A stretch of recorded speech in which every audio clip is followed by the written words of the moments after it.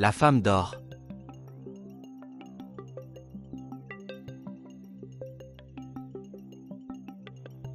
Le garçon met du talc sur ses pieds.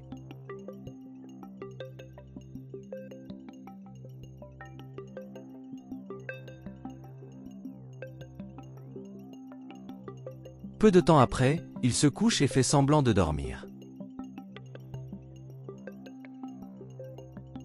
La femme finit par se réveiller. Et il se rend compte que le garçon dort. Et vérifie s'il n'est pas réveillé. La femme se lève du lit.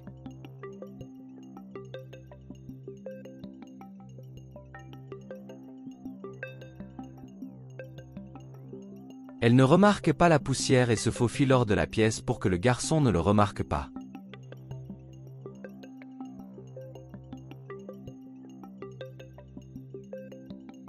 La femme descend les escaliers.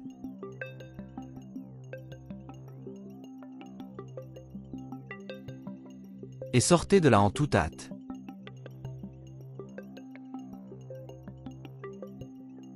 Elle va dans un autre endroit. Et il vient vers quelqu'un et lui dit de rester calme, car il ne le saura pas. Le garçon se réveille et se dit qu'il va découvrir où va la femme tous les soirs.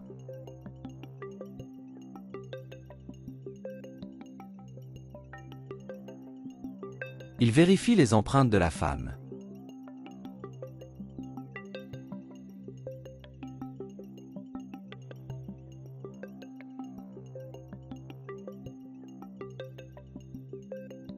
Il remarque les empreintes de pas dans les escaliers et les suit.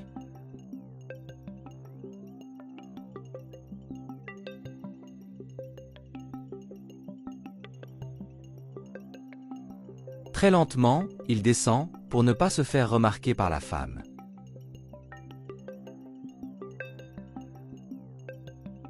Il essaie d'écouter par la porte. Il commente que la femme paiera pour ce qu'elle fait. Le garçon va à la cuisine. Il attrape quelque chose avec lequel les frapper tous les deux.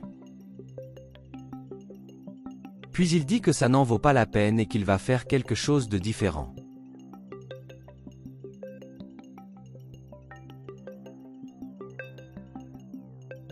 Et décide d'appeler la police. Le policier arrive et le garçon demande de se dépêcher.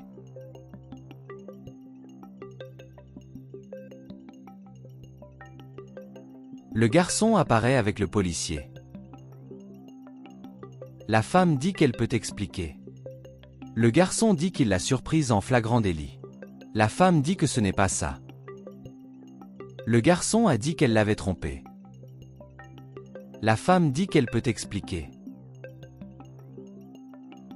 Le garçon dit qu'il n'y a pas de conversation.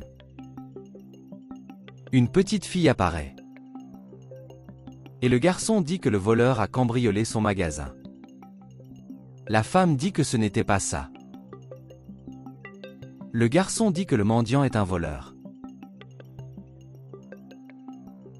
Lorsqu'il arrive au magasin, il remarque des sans-abri à la porte du magasin. Le garçon se rend au magasin, prend le balai et leur dit de quitter la porte de son magasin. Le garçon demande ce qui s'est passé. Le propriétaire du magasin leur dit de partir. Le garçon s'excuse. Et le propriétaire du magasin lui dit de dormir ailleurs. La petite fille s'excuse. La femme regarde tout de loin. Et le propriétaire du magasin leur dit de partir. Le garçon part avec sa fille. La petite fille dit qu'elle a faim. Et le père leur dit d'aller chercher à manger. Il dit qu'il n'a rien à manger. La fille a faim. Le père commente qu'il y a des baskets ici. La fille dit qu'elle va l'essayer. La femme s'approche. Le garçon demande ce qu'il aimerait. Et elle dit qu'elle doit s'excuser pour l'impolitesse de son mari. Le garçon dit qu'il est habitué. La femme dit que c'était mal. La petite fille est d'accord avec son père.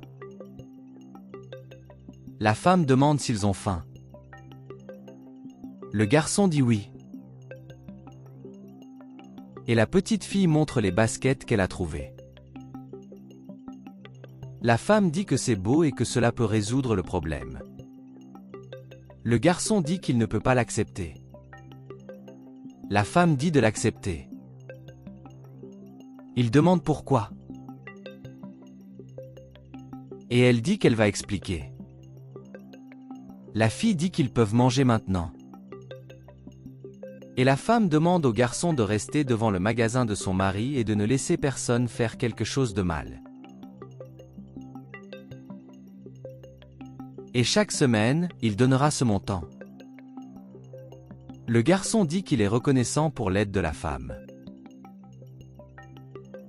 La femme dit qu'elle peut s'expliquer et le mari dit qu'il a volé ses stocks. Son mari arrive au magasin. Mais en entrant, il constate désespérément que les marchandises ont disparu et pense que c'est le mendiant. Et il dit qu'il leur rendra des comptes. Le propriétaire du magasin appelle la police.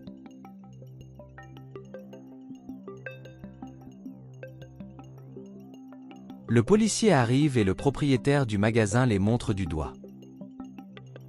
Mais lorsqu'ils aperçoivent le policier, ils s'enfuient précipitamment. La femme se demande ce qui s'est passé. Le garçon explique ce qu'il a fait. La femme demande pourquoi. Le mari dit qu'ils l'ont volé. La femme dit que ce n'était pas eux. Le mari demande s'il défend le voleur. La femme dit qu'elle sait que ce n'était pas eux. Le mari dit que justice sera rendue. Le mari demande aux policiers de les arrêter tous les deux. Ils prétendent n'avoir rien fait de mal. Le policier emmène le garçon pour l'arrêter. La femme supplie de ne pas faire ça. Le mari se demande s'il défend un voleur. La femme dit qu'il est innocent. Le mari dit qu'il a cambriolé tout son magasin. La femme dit que le garçon était une victime. Le mari dit que sa femme est folle. La femme dit que le garçon n'est pas un criminel. Le mari dit que sa femme est du côté des bandits. La petite fille court après son père. Le mari dit que la petite fille est comme son père. La femme dit que son mari va le regretter. Le propriétaire du magasin dit qu'il n'a même pas besoin de preuves, mais qu'il va regarder les caméras pour qu'elles puissent arrêter le garçon une fois pour toutes. La femme demande ce qui s'est passé. Le mari dit qu'il regardera les caméras pour que le garçon puisse être arrêté. La femme demande si elle va vraiment regarder. Le mari dit qu'il veut justice. La femme dit qu'elle regardera attentivement. Dans la vidéo, un inconnu allait uriner dans le magasin, mais le garçon ne le laissait pas.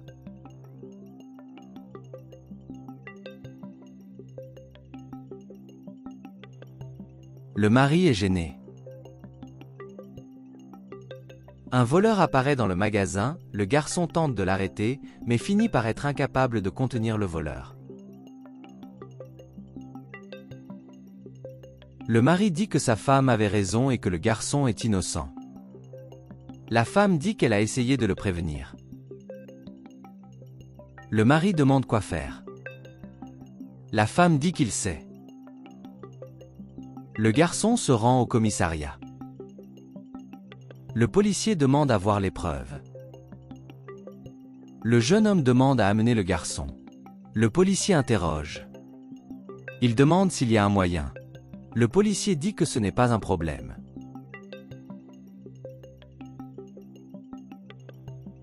Le propriétaire du magasin demande la libération du garçon, car il est innocent. Le policier s'interroge sur le mobile. Le propriétaire du magasin dit que le garçon essayait d'éviter le vol et que ce n'était pas lui. Le policier demande s'il a tout fait en vain. La femme dit au policier que c'est vrai. Le policier dit que tout va bien. L'homme s'excuse. Le garçon dit qu'il a vécu ça beaucoup de fois. L'homme dit qu'il a été injuste envers le garçon. Il répond que ce n'était pas son idée. L'homme s'interroge. La femme commente que lorsqu'elle a vu son mari maltraiter le garçon, elle l'a payé pour défendre le magasin. Le mari demande pourquoi il ne lui a pas dit. La femme dit que son mari était aveugle.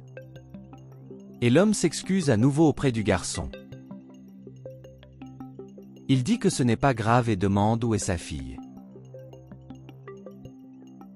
La femme dit de ne pas s'inquiéter. L'homme appelle la petite fille. Et elle va vers son père et le serre dans ses bras. L'homme commente qu'il va embaucher le garçon pour s'excuser de ce qui s'est passé. Et le garçon fait la fête avec sa fille.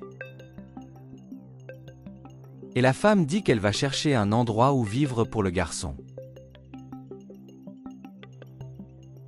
Et les deux font la fête une fois de plus, car ils auront une maison. Et l'homme dit qu'il va payer les études de la petite fille. Et elle est très reconnaissante de l'aide de cet homme. Et la femme demande à la petite fille de suivre l'exemple de son père. Et elle dit qu'elle a le meilleur père du monde.